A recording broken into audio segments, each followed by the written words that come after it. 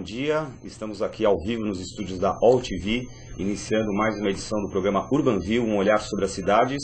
Programa que é uma produção da Urban Systems, que tem a apresentação minha, Gilberto Brandt, e a participação do Caetano Garcia, tanto na produção como no chat, que está aguardando, inclusive, a participação de vocês aqui no programa. É isso aí, pessoal. Bom dia Gilberto. Eu já estou acessando aqui o chat para conversar com vocês. Lembrando que, além da participação pelo chat, eu também vou estar acompanhando aqui o Twitter da Urban Systems, que é @urban_systems. Então, por lá é uma outra maneira de vocês participarem. Além disso, tem também o Linha Direta na própria home da OTV. Vocês digitam só o nome e a pergunta. Eu também posso passar aqui para o nosso convidado. Então é isso. Enquanto o Gilberto vai conversando com o nosso convidado de hoje, que ele já vai apresentar para vocês, eu vou intermediando a participação de vocês. Eu aguardo a participação.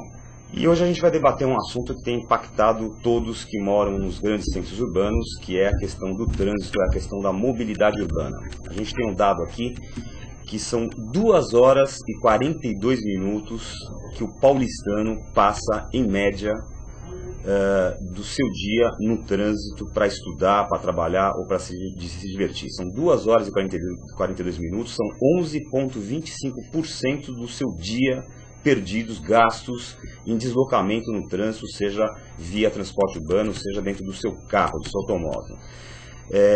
Não é à toa que um recente estudo do IBM, que o Milter Penn, coloca a capital paulistana como a 6ª pior cidade do mundo para se transitar. Em São Paulo é grande a porcentagem, maior do que em Pequim, Cidade do México ou Nova Delhi, de pessoas que topariam trabalhar mais se gastassem menos tempo com deslocamento no trânsito. Essa situação repete-se em maior ou menor escala em todas as capitais do Brasil. O que a gente conversa aí, vê Recife, Belo Horizonte, Rio de Janeiro, todo mundo reclama muito do trânsito. A gente está vivendo um aumento da frota de veículos particulares aí, que vem piorando consideravelmente, sensivelmente o trânsito nas capitais, e o transporte público vai, os investimentos no transporte público andam a passos de tartaruga, sempre em escala menor do que seriam necessários e, obviamente, não supre as necessidades dos usuários. Então, para explorar esse cenário, que é o trânsito, o transporte público, a mobilidade urbana, a gente escolheu como nosso olhar da semana o seguinte tema: mobilidade urbana. Quem vence a guerra entre o transporte público e o transporte individual? Que isso já realmente virou uma verdadeira guerra. Nós queremos saber o seguinte: a polêmica do metrô de Higienópolis, que movimentou a web essa semana, movimentou aí a opinião pública essa semana, revela um preconceito contra o transporte público? Queremos saber quais são os maiores gaps da mobilidade urbana nas principais capitais brasileiras? Que soluções podem melhorar a qualidade de vida de quem precisa se locomover pelas cidades? E para responder a essas e outras questões, para bater um papo com a gente aqui, a gente vai conversar hoje com o jornalista José Márcio Mendonça. José Márcio, muito obrigado pela tua presença aqui no Urban View. Disposição, Gilberto. Obrigado pelo convite, você. José Márcio Mendonça é um jornalista aí, sou grande fã do José Márcio Mendonça. Ele é jornalista, ele é comentarista político, ele editou o Caderno de Sábado, o Suplemento de Cultura do Jornal da Tarde e foi chefe de redação da sucursal de Brasília dos jornais do Estado de São Paulo e Jornal da Tarde. Ele é diretor do Instituto Iniciativa Cultural, apresenta um programa de música brasileira na internet, chamado Conexão MPB, é consultor, dirige o programa Em Movimento sobre transporte público na ANTP TV, é articulista do jornal Diário do Comércio de São Paulo e do site Migalhas. O Zé Márcio Mendonça é um homem de múltiplos talentos aí, está sempre em grandes atividades. E para começar a nossa entrevista, como é de praxe, aqui a gente vai chamar o nosso quadro de Olho na Frase, que hoje não podia ser diferente, traz essa afirmação que rodou a internet, aí foi a frase sensação da semana, que inspirou inclusive um churrasco protesto aí organizado através do Facebook, que deu uma confusão tamanha aí, que se meteu até o governador Alckmin, a polícia, o DSV, que foi a frase de uma moradora de Higienópolis que afirmou o seguinte: eu não uso metrô e nem usaria. Isso vai acabar com a tradição do bairro. Você já viu o tipo de gente que fica ao redor das estações de metrô? Drogados, mendigos, uma gente diferenciada. E aí, essa frase criou aí no Facebook o tal do churrasco da gente diferenciada, que foi um protesto aí contra a afirmação dessa senhora.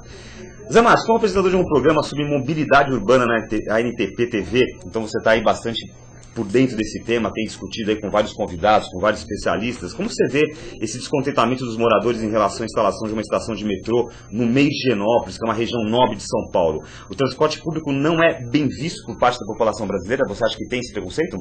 Olha, existe por parte de alguns o preconceito. As pessoas ainda não perceberam a importância do transporte público para elas mesmas, que a cidade melhora como um todo e como para as outras pessoas. Quer dizer, uma visão muito individualista, muito localizada, digamos até muito classista da questão. E sabe, essa visão de que é esse o entorno do metrô não é verdade. Pelo contrário, o metrô tem, onde ele está surgindo, de uns tempos para cá, ele tem feito melhorar a região. Valoriza, inclusive, o bairro. Valoriza o bairro. É que a sociedade brasileira ainda é muito individualista, está copiando padrões que não existem mais. Você vê na Europa, as pessoas adoram andar de metrô, andam de metrô, usam o carro com parcimônia e se dão muito bem. Pois é, se essa senhora morasse no Quartier Latin em Paris, né, ao lado de uma estação de metrô, será que ela reclamaria também? E depois eu acho que não. E depois tem uma coisa, né? Você tem que facilitar a vida de todo mundo. A cidade não é de 2 ou 3, a cidade não é do carro, a cidade é do cidadão. Aliás, essas coisas, as origens das palavras são as mesmas, né? A origem da palavra é a mesma. Então, você tem que fazer a cidade para o cidadão. Agora, falando em fazer a cidade para o cidadão, a gente vê uma situação, eu vou falar mais especificamente de São Paulo, que é a cidade onde a gente vive, onde a gente mora, mas é impressionante. A frota de carros, de um lado, aumenta de forma considerável e você anda na rua, você vê que 80%, 90% dos carros estão com uma pessoa dentro, né? Então, você vê esses congestionamentos, a maior parte dos carros ali, você vê que está servindo realmente ao transporte individual, ao transporte de uma pessoa.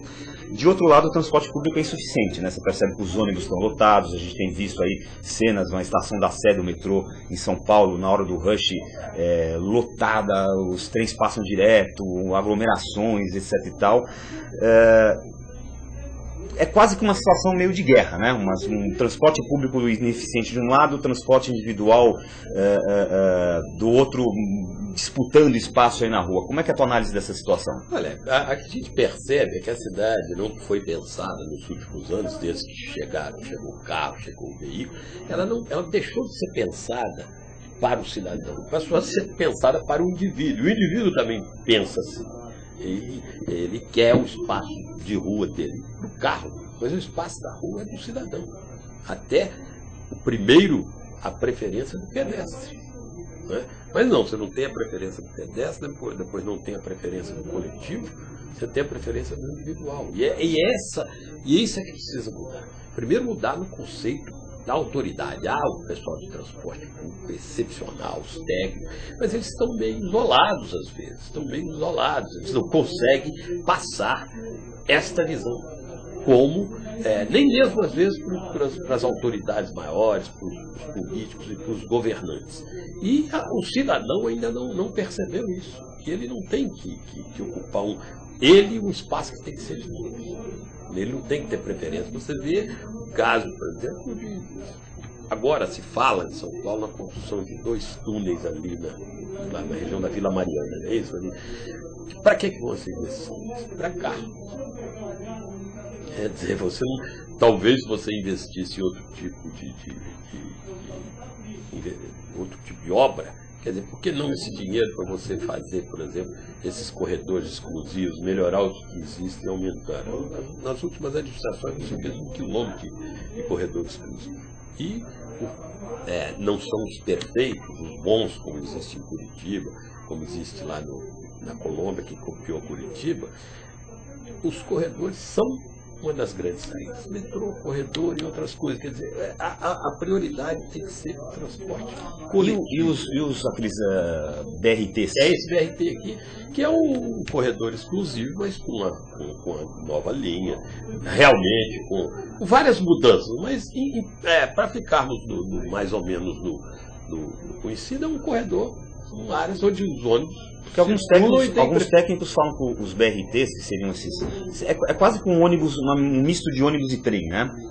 o BRT? Não, o BRT, na verdade, o que é o BRT? Ele corre em canaletas exclusivas, mas realmente exclusivas, tem áreas de ultrapassagem, as estações ele tem características, estações fechadas, então as pessoas pagam antes, assim, como se fosse um metrô sobre rodas e na superfície. É mais ou menos isso. Curitiba é um exemplo. E de Curitiba se copiou lá hoje. Dizem, eu não conheço, só conheço a história do Bogotá, já é um avanço. Então ele já tem velocidade de 30 km por hora, que São Paulo os ônibus 12, no corredor 14, 15, segundo os últimos dados que eu conheci. Então as pessoas não veem que a qualidade de vida melhora muito quando você primeiro dá mais transporte coletivo e melhor para toda a população, inclusive para aqueles que necessitam e para você também. Olha, que eu sou usuário, posso falar porque eu sou usuário de transporte público. Tirando alguns horários de pico em alguns locais, o transporte público de São Paulo não é tão ruim, poderia ser muito melhor. Então é muito. Aqui nós estamos um pouquinho perto da Rebouças. Vai olhar na Rebouças, tirando as horas de picos, como os ônibus andam tranquilamente, com muito mais velocidade. É uma questão, no caso do brasileiro, primeiro uma questão de reeducação. Não só reeducação, ele saber que deveria deixar o carro em casa sempre que puder, como também se reeducar para o trânsito, né? Porque as pessoas usam o carro como arma, né? Tem gente que sai armado de carro para rua. Basta lembrar o exemplo daquele imbecil lá de Porto Alegre que achou que estavam querendo agredir e sacou o carro em cima das pessoas. Os ciclistas, né? Em cima dos ciclistas. Se fizesse uma revolta, ele ia dar alguns tiros, né? Ele atropelou uma série de ciclistas. Foi para cima. Para cima. Uma cena chocante, né? Ele usou uma arma aí. Olha as pessoas na rua. Quer dizer, nós estamos falando então, o Brasil na verdade tem uma questão cultural que precisa ser resolvida. Precisa. Há necessidade de uma mudança, de uma visão cultural, não de todo mundo, mas de boa parte dos brasileiros. Porque o carro é um ícone, né? E agora você chega, felizmente houve isso, você teve uma ascensão grande de uma classe que pode comprar carro, e felizmente pode, deve, mas já entra com essa cultura, compra o carro e põe na rua. Compra o carro, se possível, vá a pé, é saudável andar. E o que acontece é que com essa visão nossa, quem sofre é o cidadão. As estatísticas, por exemplo, do perto de transporte, de violência no trânsito no Brasil, são chocantes, né? Até a ONU lançou, na semana passada, no mundo inteiro, inclusive no Brasil, a chamada década de combate aos acidentes de trânsito. Então, no Brasil, uma estatística que é tida como falha, que falta notificação, você vai lá no interior, não há notificação, você tem 38 mil mortes ano no trânsito. Isso significa que... Mas as pessoas acham que pode chegar a esse número bem trabalhado no sentido... Trabalhar de forma mais precisa. Pode chegar a 50. Então você está quase 50